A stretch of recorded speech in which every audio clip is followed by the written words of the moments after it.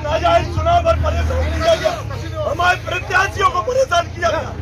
तहसीलदार 12 साल के सारे पे गोपाल भार्गव के सारे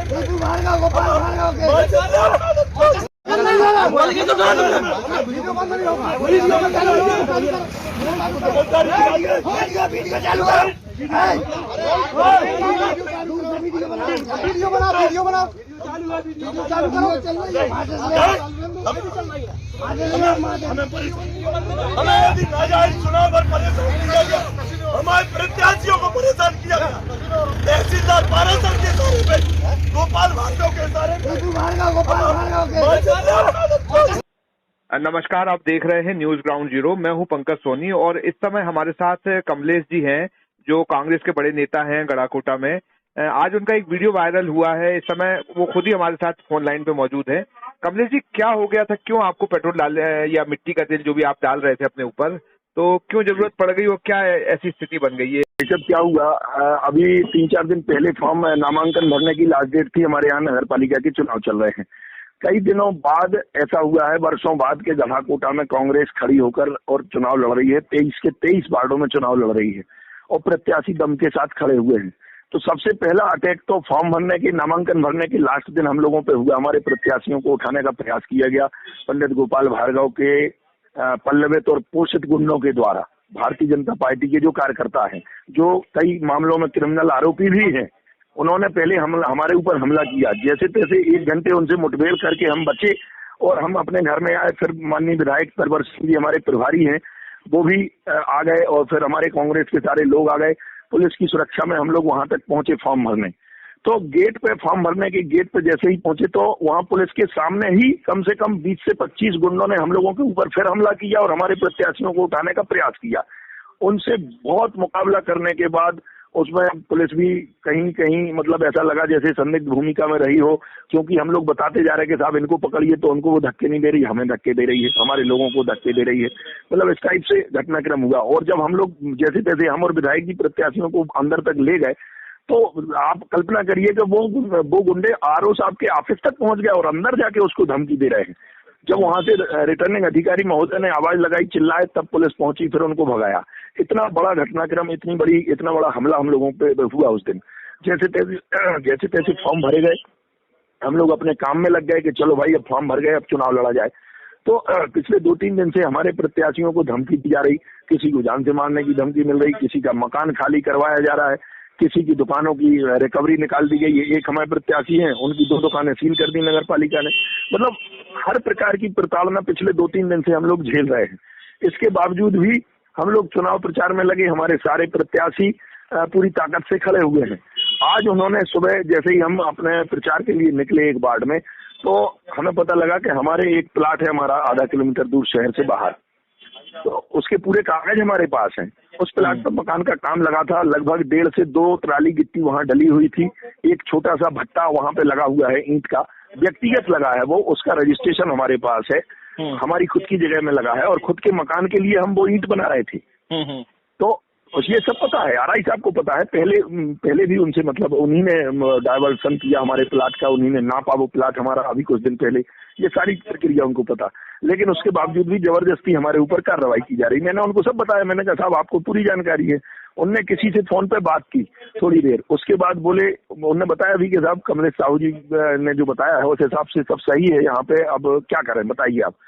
तो उन्होंने कहा कि कार्रवाई नहीं करना। तो आरआई साहब बोले वो साहू जी यार केस बनाना पड़ेगा, जब्ती बनाना पड़ेगी। मैंने कहा साहब झूठी जब्ती क्यों बनवाएं, हम झूठी कार्रवाई क्यों बर्दाश्त करें, गलत बात है ये तो। अरे अब बोले अब वो राजनीति है, चलता है ये और वो जमाने की। मैंने कहा नहीं साहब, हम इतने झूठे मामले झेल चुके हैं, जबरदस्ती हमारे ऊपर झूठा मामला नहीं बनाया जाएगा, ये कोई तरीका नहीं है।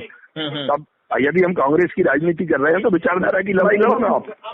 भाई आप किसी के भी दबाव में, चाहे वो मंत्री गोपाल भार्गव हो, उनका बेटा अभिषेक भार्गव हो, चाहे तहसीलदार हो, उन्होंने ये कहा कि तहसीलदार के मौके का आदेश पे आए हैं। मैंने कहा साहब लिखित आदेश दिखाएं आप हमें, जब्ती बनाने का कोई आदेश हो तो बताएं, हमारी शिकायत किसने की वो बताएं। तो उनके पास कुछ नहीं था, वो तो ऐसे ही पहुंच गए थे पुलिस लेके और 2 गाड़ियां लेके। तो मैंने कहा साहब ये झूठा मामले पे हम ना कोई कार्रवाई मतलब होने देंगे, गलत बात है, हम इसका विरोध करेंगे। वो माने नहीं, जबरदस्ती की हमारे साथ। तो उन्होंने केस बनाने लिखा पढ़ी करना शुरू कर दिए, पंचनामा बनाना कर दिए, पुलिस खड़ी हो गई चारों तरफ हमें घेर के। तो हमें कुछ नहीं सूझा। हमने कहा साहब हम तो करो या मरो की स्थिति में आ गए। हमने भतीजे से कहा, मैंने कहा मिट्टी डाल लाओ, हम यहीं आग लगाएंगे और गोपाल भार्गव इसके लिए दोषी होगा। ये गलत तरीका है भाई साहब, हम कैसे बर्दाश्त करें? पूरे घर पे झूठे मामले बने हैं हमारे पिछले 3-4 सालों में, हमारे ऊपर कई मामले बना दिए। प्रशासन भी ऐसे ही कार्रवाई कर रहा है। या तो माननीय कलेक्टर साहब या एसडीएम साहब हमसे बोल रहे हैं कि भैया चुनाव मत लड़ो, तो हम भैया सिलेंडर करें, क्या करें भाई? हमारा जीना मुश्किल है भाई साहब, इतनी ज्यादा आती हो रही है यहाँ पे।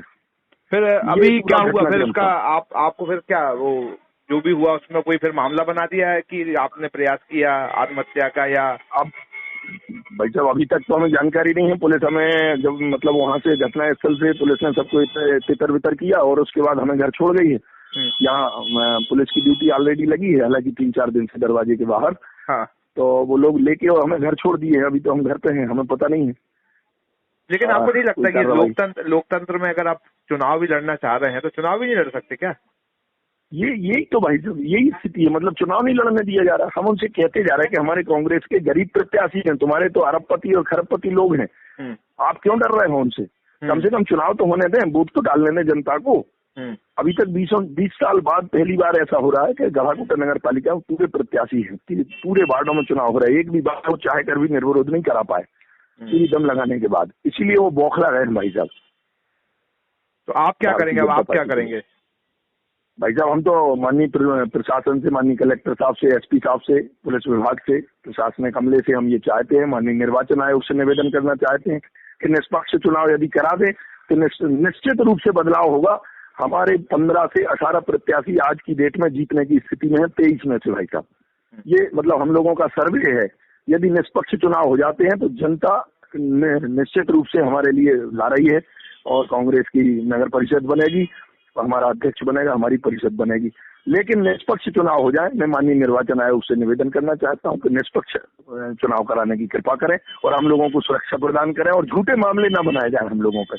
हम यदि कहीं गलत हो तो बनाए, कोई दिक्कत नहीं। क्या आप महंगी दवाओं के खर्चे से परेशान हैं? अब इस चिंता से मुक्त हो जाइए।